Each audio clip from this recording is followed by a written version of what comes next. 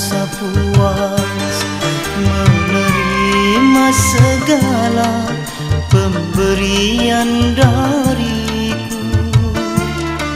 Hati ini terluka karena tingkah lakumu. Kau meracuni jalan pikiranku.